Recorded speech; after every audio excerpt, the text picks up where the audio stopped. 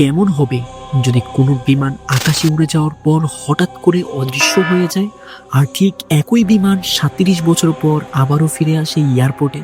বিশ্বাস করা কঠিন, তাই না? কিন্তু এমনই একটা ঘটনা ঘটেছিল বলে দাবি করা হয় ফ্লাইট 914 এর সাথে। এটা সাধারণ কোনো ঘটনা নয়, পুরো পৃথিবীকে তাক লাগিয়ে দেওয়ার মতো এক রহস্য। আমরা কথা বলছি Douglas DC 4 model plane American flight 914 নিয়ে। 1955 সালের 2 জুলাই সকালে নিউ ইয়র্ক থেকে মিয়ামির উদ্দেশ্যে রওনা দেয় এই বিমান। সকাল 7টা বাজে লা গার্ডিয়া এয়ারপোর্টে ধীরে ধীরে ভিড় জমতে শুরু করেছে। যাত্রীরা বোর্ডিং করেছে, কেউ কেউ বাইরে দাঁড়িয়ে গল্প করছে।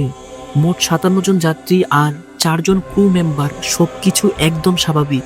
ক্যাপ্টেন সিজি টেইলর বিমানের ককপিটে বসে সবকিছু চেক করছেন।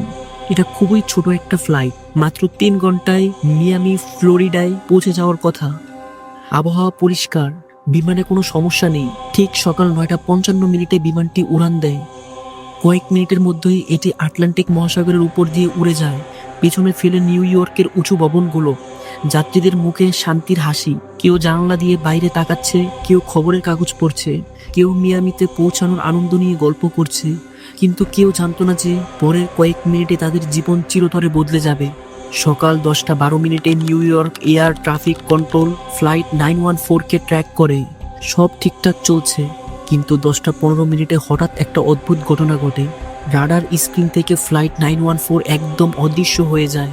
চোখের পলকে বিমানটা আকাশে হারিয়ে যায়। এয়ার ট্রাফিক কন্ট্রোল অফিসাররা হতভম্ব। তারা তৎক্ষণাৎ যোগাযোগ করার চেষ্টা করে ফ্লাইট 914 এর সাথে। আমাদের কথা শুনতে পাচ্ছেন? কোনো উত্তর নেই। আবার চেষ্টা, ফ্লাইট 914 প্লিজ রেসপন্সড।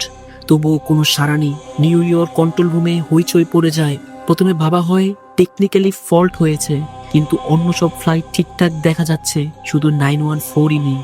মিয়ামি কন্ট্রোলকে খবর দেওয়া হয়। ততক্ষণে বিমানের মিয়ামিতে পৌঁছানোর কথা ছিল, কিন্তু কোথাও নেই। তৎক্ষণাৎ সার্চ অপারেশন শুরু হয়।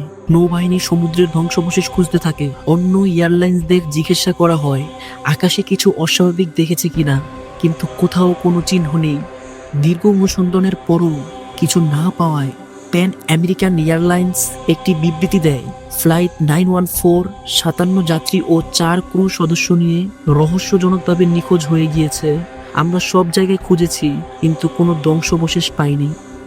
সবাই ধরে নেয় এটা একটা দুর্ঘটনা, কিন্তু প্রশ্ন থেকে যায় বিমানটায় সত্যিই কি ক্র্যাশ করেছে, নাকি অন্য কোনো সময় স্থানে আটকে গেছে। বছরের পর বছর কেটে যায়, লোক প্রায় ভুলেই যায় ফ্লাইট 914 এর কথা। যাত্রীদের মৃত ঘোষণা করা হয়। কিন্তু 37 বছর পর 1992 সালের 21শে সেপ্টেম্বর ভেনেজুয়েলার ক্যারাকাস এয়ারপোর্টে এমন একটা ঘটনা ঘটে যা সবাইকে হতভম্ব করে দেয়। ক্যারাকাস এয়ার ট্রাফিক কন্ট্রোল স্বাভাবিক কাজ করছে। হঠাৎ রাডারে একটি অজানা বিমানের সিগন্যাল দেখা যায়। ডিউটিতে থাকা অফিসার জুয়ান দেলা কুর্তে স্ক্রিনের দিকে তাকান। বিমানটা এয়ারপোর্টের দিকে আসছে, কিন্তু কোনো ফ্লাইট শিডিউলে এর কোনো তথ্য নেই। তদন্ত করে জানা যায় এটা কোনো আধুনিক বিমান নয়, বরং 1950-এর দশকের ডগলাস ডিগি-4।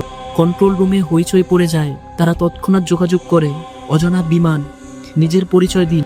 কয়েক সেকেন্ড নীরবতা, তারপর ভাঙা ভাঙা গলায় উত্তর আসে, এটা প্যান আমেরিকান ফ্লাইট 914। আমরা নিউ ইয়র্ক থেকে মিয়ামি যাচ্ছি। আমরা কি মিয়ামি পৌঁছে গেছি? জোয়ান আর অন্য অফিসারদের মাথায় যেন বাজ পড়ে। কাপা গলায় বলেন, না, এটা মিয়ামি নয়, এটা ক্যারাকাস এয়ারপোর্ট, ভেনেজুয়েলা। অর্থাৎ ফ্লাইট 914 তার গন্তব্য থেকে প্রায় 2200 কিলোমিটার দূরে চলে এসেছে, আর সেটাও 37 বছর পর। পাইলট শুনে একদম প্যানিক হয়ে যান। তিনি ক্যারাকাসে ল্যান্ড করার অনুমতি চান। অনুমতি পেয়েই বিমান ল্যান্ড করে, কিন্তু বাইরের দৃশ্য দেখে পাইলট হতভম্ব। অন্য বিমানগুলো অনেক আধুনিক, ভবন আর মানুষজনকে সবকিছুতেই অদ্ভুত লাগছে। এয়ারপোর্টের লোকজনরাও অবাক। একটা 1950-এর পুরনো বিমান যেন দ্বিতীয় বিশ্বযুদ্ধের সময় যুদ্ধ বিমানের মতো দাঁড়িয়ে আছে। পাইলট যখন জানতে পারেন আজ 1992 সাল, তখন তিনি পুরো শকড। তার বিমান তো 1955 সালে উড়েছিল। তিনি আর দেরি না করে ইঞ্জিন চালু করে তৎক্ষণাৎ উড়ে যাওয়ার সিদ্ধান্ত নেন। এয়ারপোর্টের কর্মীরা অনেক চেষ্টা করেও থামাতে পারেনি। কন্ট্রোল টাওয়ার রাডারকে ট্র্যাক করার চেষ্টা করে, কিন্তু কয়েক সেকেন্ডের মধ্যেই বিমানটা আবারও অদৃশ্য হয়ে যায়। এরপর ফ্লাইট 914 এর আর কোনো খোঁজ পাওয়া যায়নি। নিয়মিতও পৌঁছায়নি, যাত্রীদেরকেও খুঁজে পায়নি। যাওয়ার সময় পাইলটের হাত থেকে একটা ফাইল পড়ে যায়, আর সেখান থেকে একটা ক্যালেন্ডার পড়ে, যেটা 1955 সালের। অনেকে বলে এই ঘটনা 100% সত্যি, কিন্তু এটা কি সত্যি টাইম ট্রাভেল নাকি বিজ্ঞানের কাল্পনিক গল্প? এই রহস্য 1980 এর দশকে একটা আমেরিকান ট্যাবলেট পত্রিকায় প্রথম প্রকাশিত হয়। অনেক বিশেষজ্ঞ বলেন এই ফ্লাইট কখনো অস্তিত্বই ছিল না। ক্যারকাস এয়ারপোর্টও এমন কোনো ঘটনার অফিসিয়াল রেকর্ড নেই। তাহলে এই গল্প এলো কোথা থেকে? শুধুই গুজব নাকি কোনো গোপন সত্য লুকিয়ে আছে? আজও ফ্লাইট 914 এর রহস্য মানুষকে তাক লাগিয়ে রেখেছে। তুমি কি মনে করো, এটা কি আবারও পৃথিবীতে ফিরে আসবে নাকি পুরোটাই কল্পনা? কমেন্ট করে তোমার মতামত জানাও। ভিডিও ভালো লাগলে লাইক দাও, সাবস্ক্রাইব করো আর বেল আইকন টিপে রেখো। এমনই আরো অদ্ভুত গল্পের জন্য আমাদের রহস্যযাত্রা ইউটিউব চ্যানেলটিকে সাবস্ক্রাইব করো। ধন্যবাদ। আসসালামু আলাইকুম।